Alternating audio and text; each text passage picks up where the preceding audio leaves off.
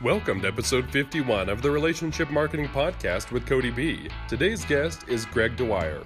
Greg is a business and marketing strategist, author, and professional speaker on the role communication plays in leadership. He knows the secrets of influence and communication, which will make a difference in your personal and professional career. He has 3 inside secrets you can apply immediately to increase self-esteem, build rapport, connect, and lead those around you.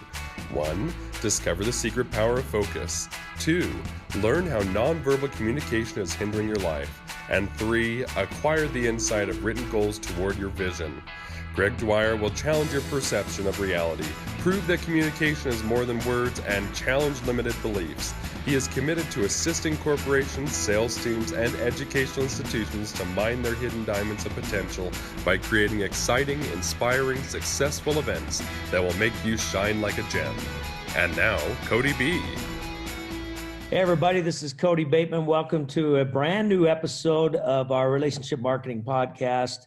Super excited for the guests that we have on here today. You already heard the bio on him, and I'll tell you, this guy's a lot of fun. We're gonna have some fun talking to him today. Mr.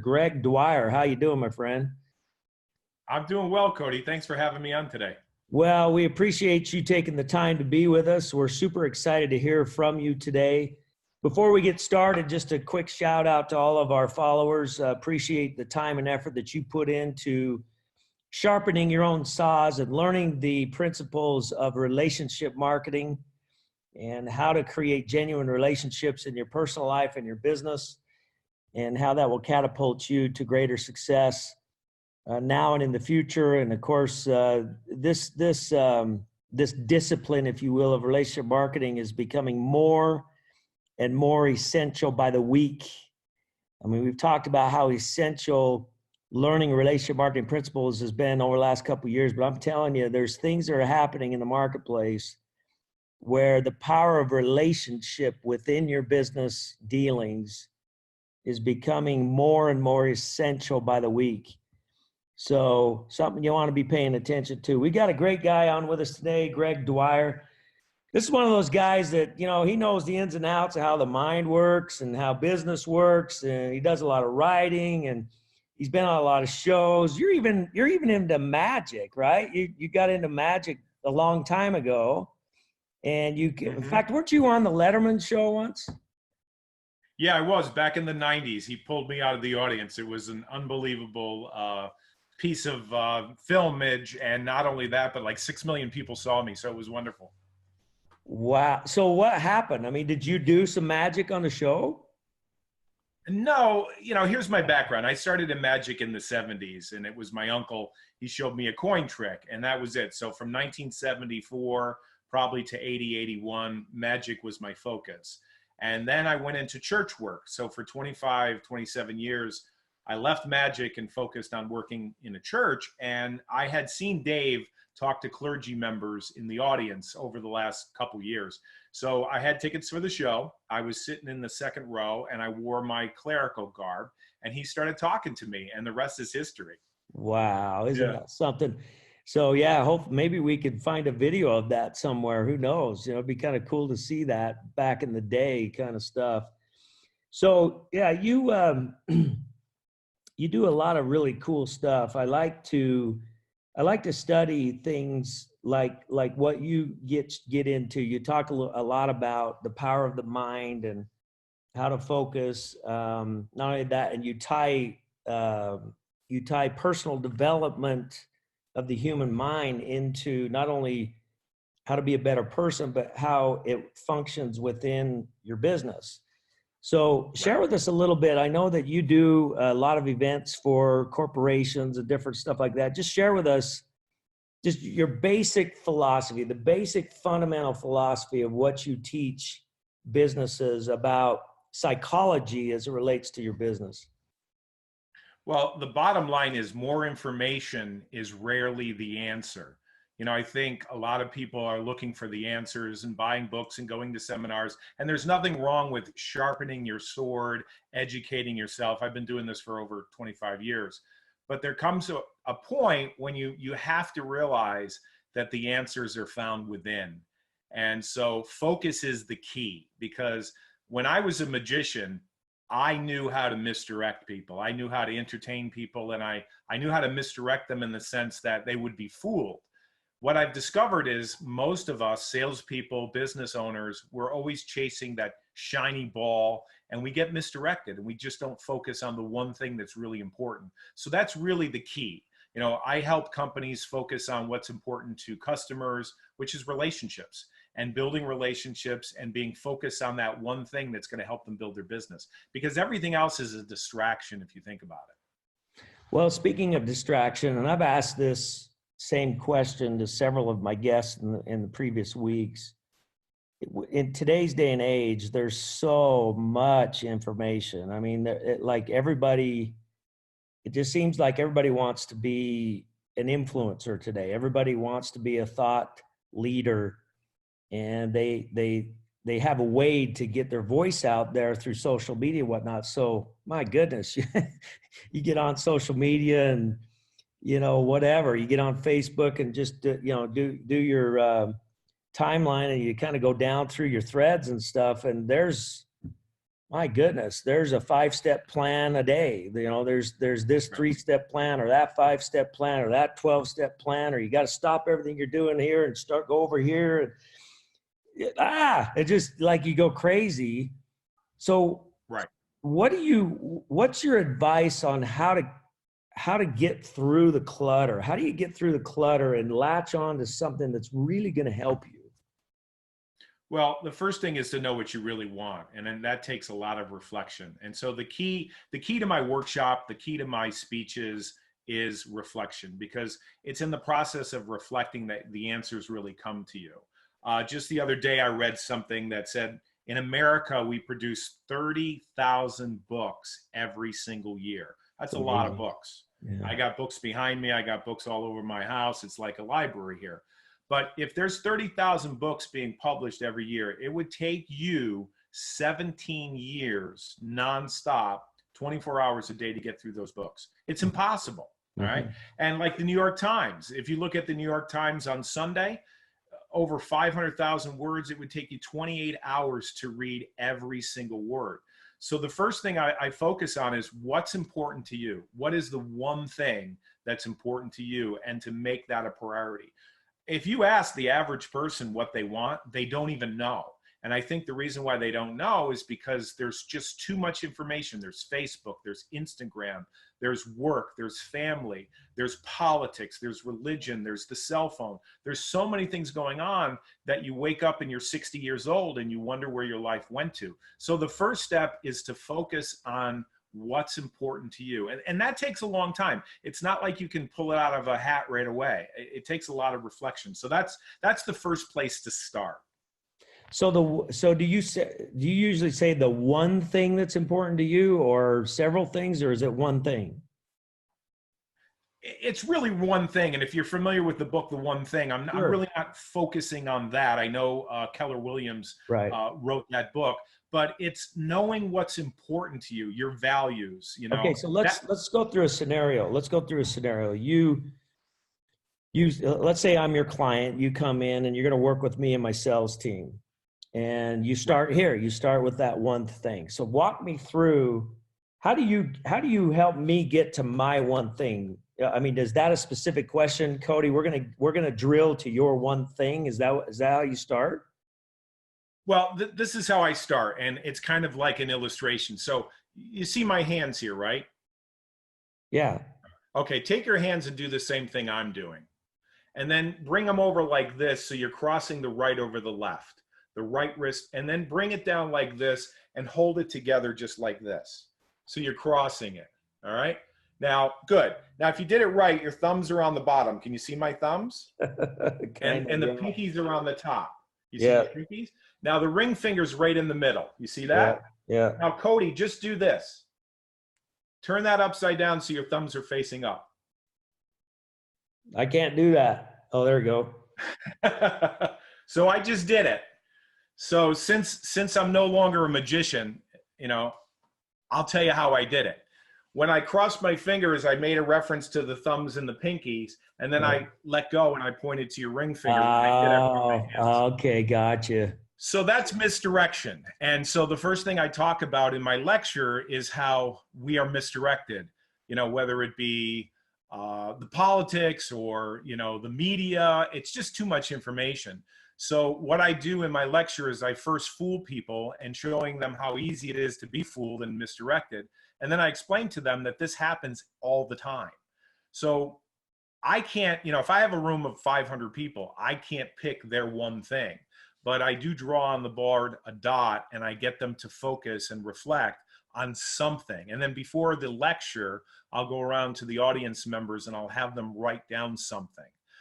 Something is better than nothing. And, if I came out and I spoke for your company or I did something for a workshop for you guys, let's say in November of next year, and you didn't come up with that one thing, that one moment, it's a process. It's not something that you can just do immediately. And it has to be something you're passionate about or you won't stay with it. Interesting. Very, very interesting. So, I envision you sitting with somebody. I mean, if I, like as an example, if you were to ask me off the top of my head, Kody, what's your one thing? The first thing that would come to mind is I would say family.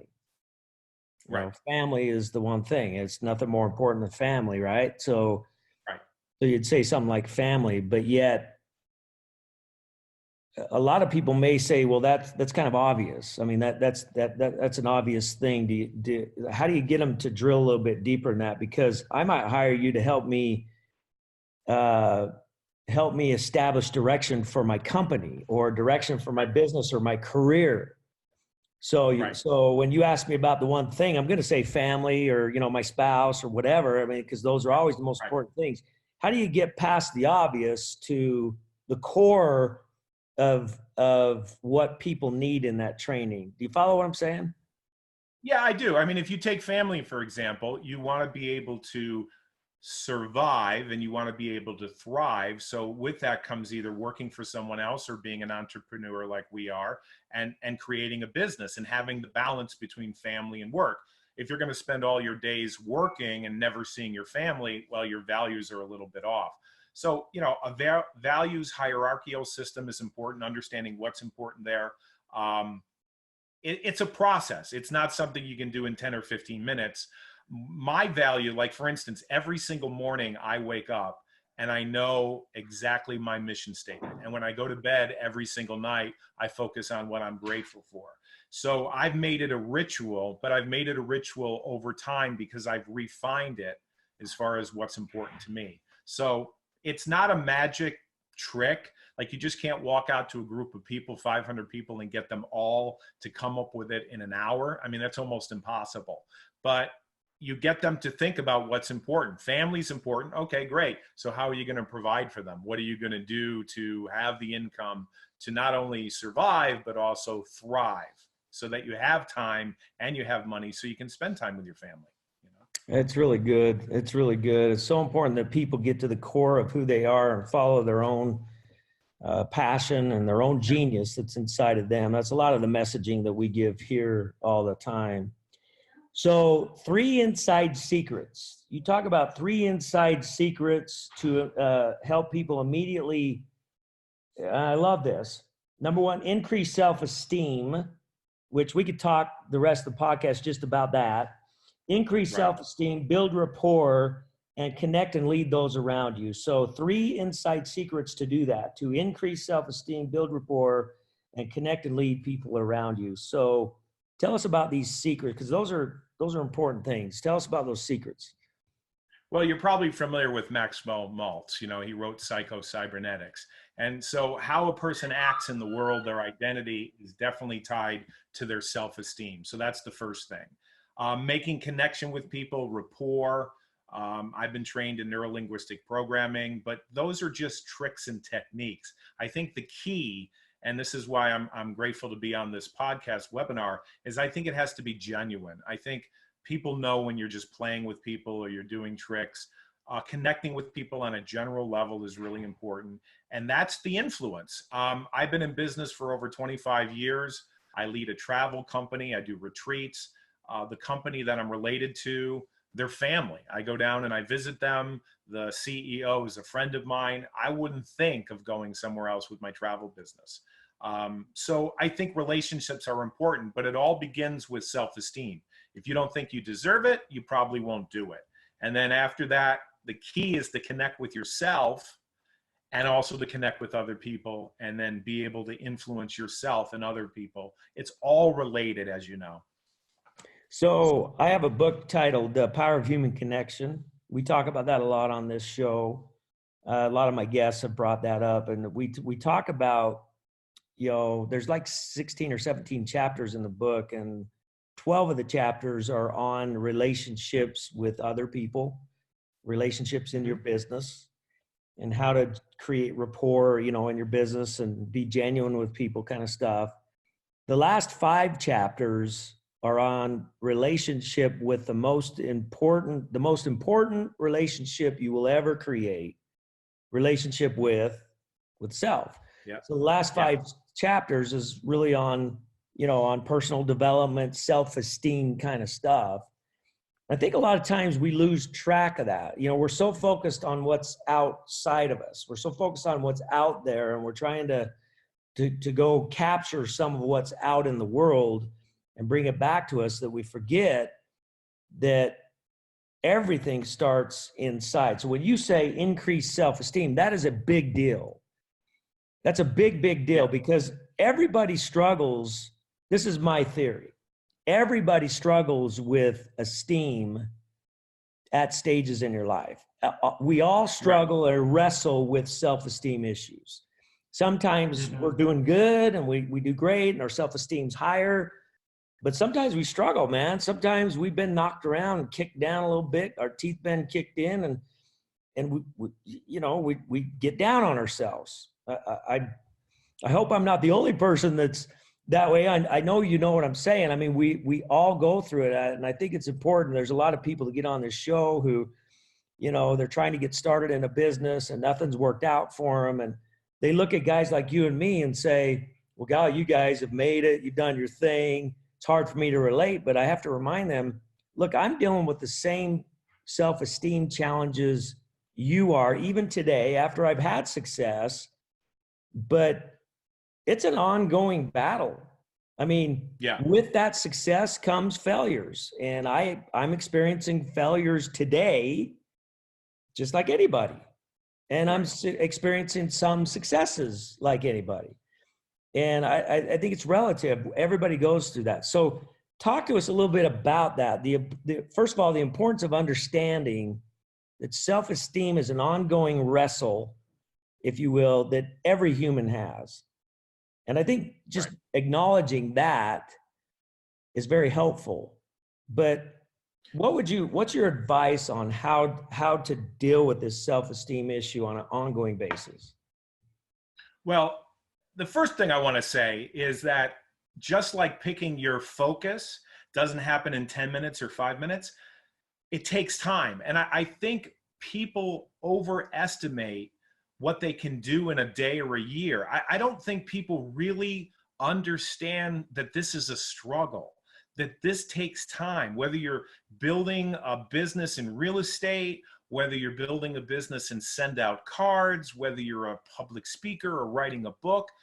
There are no quick fixes. And, people sell these courses that, you can do this in 5 days or 5 years. It takes time. And I think a lot of times people shoot themselves in the foot because they think, oh, I should be further along in my business or my life, that things should be magic in the sense that anything I do would work perfectly. There are setbacks, there's frustration.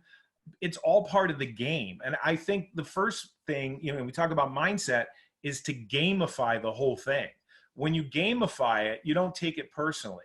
You realize that it's a game. Sales is a game. I used to teach sales.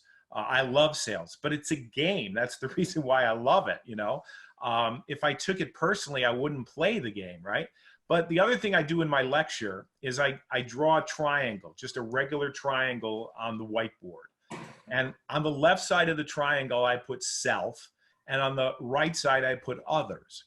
And I learned this from a good friend of mine, Jerry Clark, back in the day, like 25, 30 years ago. And he called it the success triangle.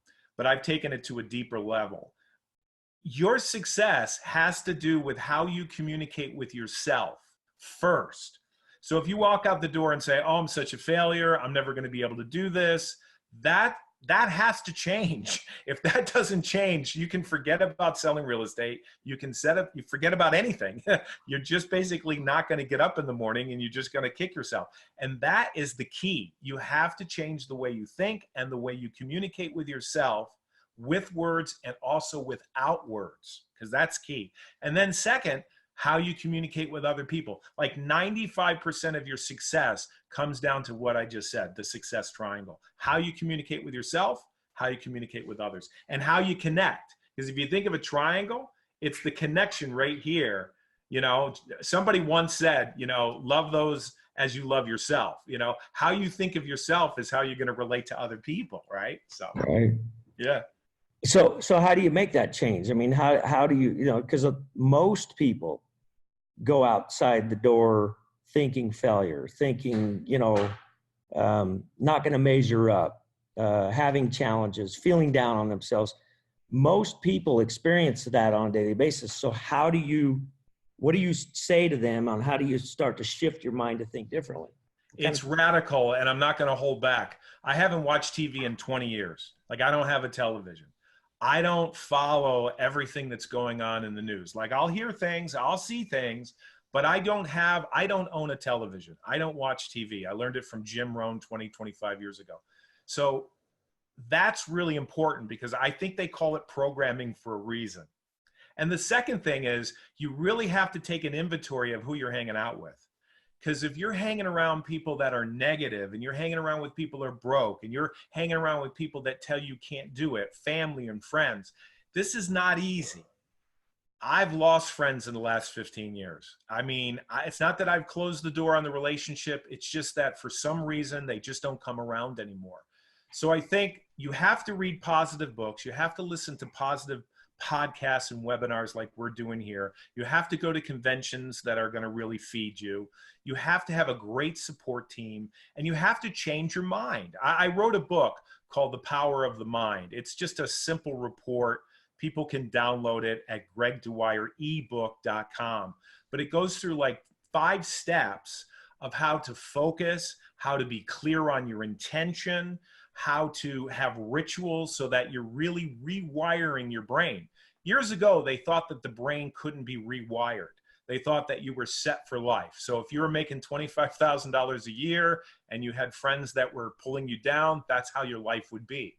But they've discovered that the brain is plastic, in a sense, that you can remold it by new experiences, new friends, new books, new relationships. I remember when I was in relationship marketing back in 1997, I met my first millionaire. And I went, wow, this is amazing. I could be a millionaire too, because he's my friend. So it's not magic in the sense that it happens overnight. And I think people underestimate how much time it really takes to build a great life and a great business. It didn't happen for me overnight. It didn't, you know? Yeah, well, it never does. It never does. I want to go back and make sure everybody heard what you said. GregDwyerEbook.com, GregDwyerEbook.com, GregDwyerEbook.com. And I guess there it's self-explanatory. You can download this ebook titled How to Use the Power of Your Mind. Exactly. I know I'm going to do it. I'm going to go do that. I haven't done it as of yet. Normally I like to do that before, I interview my guests, but I didn't get a chance to do that, but I am certainly going to go do that. In fact, I have an airplane ride tomorrow, so I will probably do that. So I've got some airline reading to do, and encourage people to do the same. Now, what's the purpose? I mean, is there a call to action maybe to some of your courses, or how does that work? There really is a soft call to action. Every single Sunday night, I do a podcast. It's a radio show, blog talk radio. And just like you're interviewing me, I interview people. And the whole focus is to have a mindful conversation. So I'm not selling a course there. I'm just interviewing successful people and sharing the information. So people read through the book. It's not fluff. I mean, if you follow the steps and you get clear on your intentions and you create rituals in your life and you're focused, I talk about how magicians are able to misdirect audiences to entertain them. And then I say, hey, what's going on today in the world is very much the same way. You know, you could easily get misdirected and wake up in your 70s or 80s and saying to yourself, I didn't really do what I wanted to do. So the book does answer that question. So it's not fluff. And then at the very end, it says, listen, if you'd like to listen to more, you can listen to Greg Dwyer. And that is gregdwyerradio.com. We have thousands of entries of people that have written books. We have politicians and lawyers. And it's just a great resource. And I'm not really, you know, selling anything. There's no upsell. I just want to make a difference in people's life. And that's the truth. That's what we do it for. Well, that's great. And you are making a big difference in people's lives. It's fun to watch what you're doing. I've seen a couple of YouTubes on you and different things like that, little video recaps of your business and how you've served other companies. And just appreciate all that you're doing and what you represent out there. I think, you know, you gave some very solid advice here today. You know, limit your time or eliminate your time watching television and kind of transfer over to things like this. In fact, the podcast craze, I mean, let's talk about that for a second. The podcast craze is crazy. there's like everybody in the world's doing podcasts now, but there's a reason for that. I think there's something unique about the interviewing format that kind of keeps, like, I always envision, like when I'm driving down the road, if I've got like a 5-hour drive down the road, it's very, very entertaining to listen to podcasts, because as you're driving, heck, you can look up a podcast on any subject you want, and Right. and you can listen to this banter back and forth of a couple of people where questions are being asked, and it's a great way to be educated, I think, today. So I actually love the podcast craze. I think it's great, as long as, again, what you say, be focused. You know, there's a podcast for everything in the world now, so be careful, Right. but focus. Right. You know, be focused on what you want. You know, as an example, I have a big interest in cryptocurrency right now, and I'm not a cryptocurrency investor yet. I might be, I don't know, but I have an interest in it. So that would be an example. You know, I haven't done it yet, but I know I can go, you know, Google a podcast for cryptocurrency, and there'll probably be 1,000 to choose from. But that's an example of what you'd want to do, you know, what your interests might be. Hopefully people are Googling relationship marketing and coming up with these kinds of shows, because we need to be a softer, gentler, kinder society. And I think it starts with, you know, I talk about this all the time, and I want you to elaborate on this a little bit. The main way for us to connect with other human beings is through our occupation.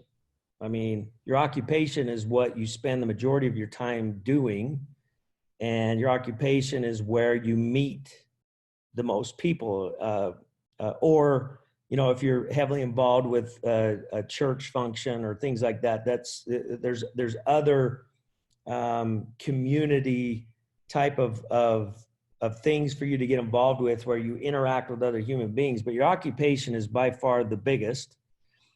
So why not take your occupation as the place where you're going to serve people the best way you possibly can? And that's what relationship marketing is. It's all it is. It's about the first word, relationship, but really not the second. It's just nurture relationships in your business, create genuine relationship, truly care about people, and then the marketing part takes care of itself. It's hard to teach. It's hard to teach because, yeah. You see what I'm saying? Because people focus on that second word, like, what am I going to get out of this versus what am I going to give to it? And if we take a Right. look at the whole picture of this, my occupation is my way to serve other people. If you could just get people to think about it from that perspective, I mean, what are your thoughts on that? Well, here's my thoughts. It's also an expression of who you are. You know, there's a lot of talk today about branding. You know, you got to brand yourself, but it really comes down to character. You know, when you walk into a room or you go to a BNI meeting or you just network with people and you meet people for the first time, you pick up their energy. You pick up who they are. You kind of have a feeling, hey, do I want to do business with this person? Is this person all about themselves? Do they care about me? You're making judgments in nanoseconds, right? Now, I do mentalism. So I do a lot of reading minds. When I do my lecture, I demonstrate this. And when I think of branding, when I think of business, I say, hey, Kody, this is an expression of who you are. Your gifts, your talent, what you bring to the marketplace is who you are. So I think the focus comes back to yourself as really the product and being genuine. Like the other day, I had an event at church and I had to get out 60 some odd cards within 2 days. And I'm thinking to myself, how am I going to get the labels? How am I going to get these things printed? How am I going to do this? And then I realized my friend Bernie has send out cards, and his friend Steve, who's a friend of mine for 25 years, is a part of send out cards. And I said to myself, I know I'm going to call Bernie and I'm going to call Steve. Went to the office, 10 o'clock at night, we're send out cards. Why? Because I have a relationship with these people, because I know that this is what they do. And I also had a need. Like I literally had to get these invitations out within 7 days. I didn't have time to go to Staples. I didn't have time to print. And these guys just came to my mind. And because I like them, and this is what Bernie said to me. He looks at me and he goes, hey, Greg, do you trust me? And I go, yeah, I do trust you, Bernie. And I says, what do you want to do? He says, let's just do this. I'll have this done before 10 o'clock. That's relationship marketing. He helped me with a need. He's not a salesperson, and I'm very grateful for what he helped me with. And so I think it really comes down to who you are. Your branding and your marketing has to come down to your character. Yeah. If people don't like you, they're not going to do business with you. Yeah. Yeah. Well, I'll tell you, Bernie's a perfect example of that. He is the true story of what relationship marketing really is, because like you said, he's not, you don't view him as a sales guy. You view him as a genuine friend who wants to help you. And he's just a humble servant. That guy's a humble servant. It's just been fascinating to watch how they work. It's just incredible. So he and his wife are just amazing people. So, well, listen, this has been great. We could go on all day. There's a ton of other questions I'd like to ask you, but here's what I'd like to do. In closing today, I want to just give you the floor. No more questions, no more nothing. This is your time. Share with my audience, with our audience, just golden nuggets from the one and only Greg Dwyer. Go ahead, floor's yours. Okay. The first thing you need to do is focus on what's important to you, because it's so easy to get misdirected. And the other thing that I really think is important is ritual. And when I say ritual, I'm not talking about any religious thing, but it's important that every single day, every single month, every single year, you're focusing on what's important to you. So here's my secret. When I get up in the morning, the first thing I do before I check Facebook, before I check my phone, before I check messages or emails, I do a 15-minute meditation. And that 15 meditation helps me to focus on my day, helps me focus on seizing the day. And after that 15-minute meditation, I have 3 goals or 3 things that I'm going to focus on, which is important to my larger goal. So I think the first thing you have to focus on is how you wake up in the morning. You can wake up and say, oh, I got to go to work, or I have to do this, or I wish I didn't have to do this. But knowing what you want, getting yourself in a state of reflection, of meditation, and getting clear goals for the day, setting that up. And this is nothing new. Jim Rohn talked about this for years, is really important. And then writing things down is the key. If you can keep it in your head, if you can keep your life in your head, what you're supposed to do today and this week and this month, you're not doing enough things. So writing things down is really the key. Now, I'm not saying that everything you write down is going to come true. It doesn't have to. 25 years ago, I wrote down that I wanted to go to Fiji, Ireland, Italy, Israel. I wanted to travel the world. I had no way of making it happen. And 10 years ago, I worked for a college and I was in charge of all of their travel. I've been all over Europe for free. I lead a retreat business, taking people to Israel and Italy and all over the world. I've been everywhere. I wrote it down. Now, there are certain things I've written down that haven't come true. That's okay. Not everything you write down is going to come true. The other thing that I really believe is magical is having a gratitude journal. Every single day, I write down 7 things that I'm grateful for. At the end of the year, I have 2,555 things. At the end of the year, December 31st, I look through my calendar of things that I'm grateful for, and I pull out the top 100 magic moments. And then I journal for what I've experienced in the last year and what I'm going to do for the new year. I'm not perfect, but I think the key thing here is focus, because most people are misdirected in life. Most people follow the shiny red ball, they get off track, and I think the answers are not more information. 30,000 books printed every single year. You don't have the time to read them. You don't. You don't even have time to read the New York Times on Sunday. You don't even have time to listen to all the podcasts that are available.